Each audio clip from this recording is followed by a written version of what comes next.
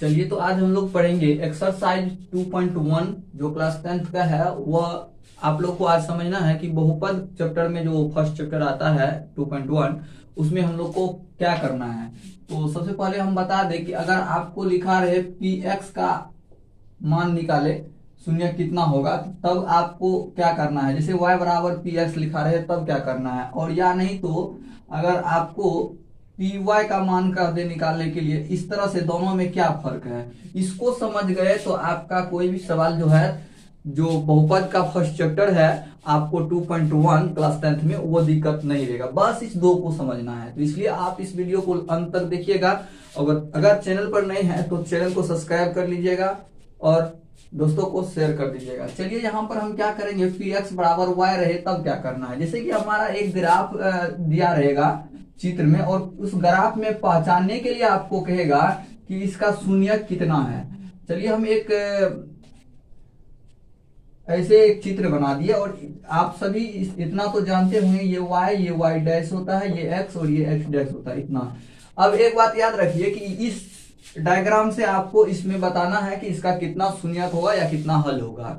तो आपको ये दिखाना है, यहाँ पे लिखा क्या है, तो कोष्ठ में देखिए यहाँ पे p के साथ क्या है, x है।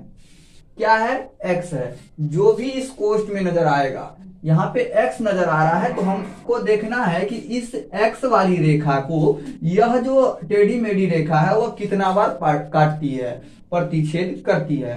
तो यहाँ पर देखेंगे, एक बार यहाँ हो गया, दूसरा यहाँ हो गया, तीसरा यहाँ हो गया। जो ये रेखा गई है, जो रेखा ये गई है ऐसे करके होते हुए, तो ये x को कितना बार काटा, 1 2 3।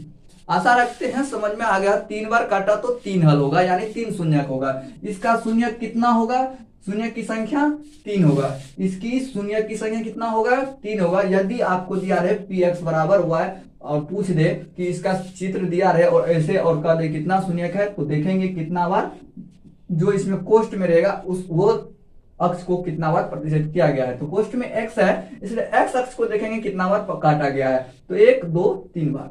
अगर इसी चित्र में आपको मान ले कह दे इसका कितना शून्यक होगा, तो इस कोष्ठ में देखेंगे कि y है, तो y को कितना बार काटा गया है इस अक्ष के द्वारा, तो y को ओनली फॉर एक बार काटा गया। इस पूरे रेखा पर देखिए तो एक बार ही काटा गया है।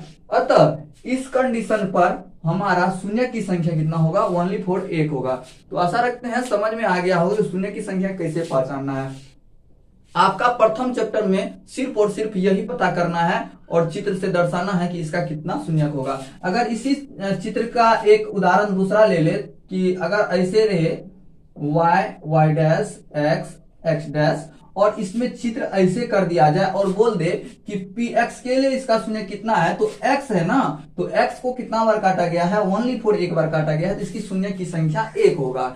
इसी प्रकार एक और उदाहरण देकर आपको समझा देते हैं देकर के। जैसे कि ऐसे चित्र है मान लीजिए, और ये x हो गया, ये x डैश हो गया, ये y और ये y डैश हो गया। तो अब एक बात समझिए, अगर आपको कह दे कि ये अब इसका शून्य कितना है, तो आपको यहाँ पे समझना, अब इस चित्र के लिए कहता है कि इसके लिए कहता है, मतलब इस समीकरण के लिए कहता है कि इसके लिए कहता है। तो अगर इसके लिए कहेगा तो x को देखेंगे कितना बार काटा है, तो 1 2, x को क्या बार काटा है, ये रेखा 2 बार काटा है। तो इसके लिए क्या, कितना शून्य की संख्या कितनी होगी, 2 होगी। लेकिन अगर इसके लिए बोल दिया जाए y, तो y को कितना बार काटा है, y 1 बार मात्र काटा है, तो इसके लिए शून्य की संख्या 1 होगा। आशा रखते हैं समझ में आ गया होगा, और समझ में आ गया तो चैनल को सब्सक्राइब करिएगा और वीडियो को शेयर करके अपने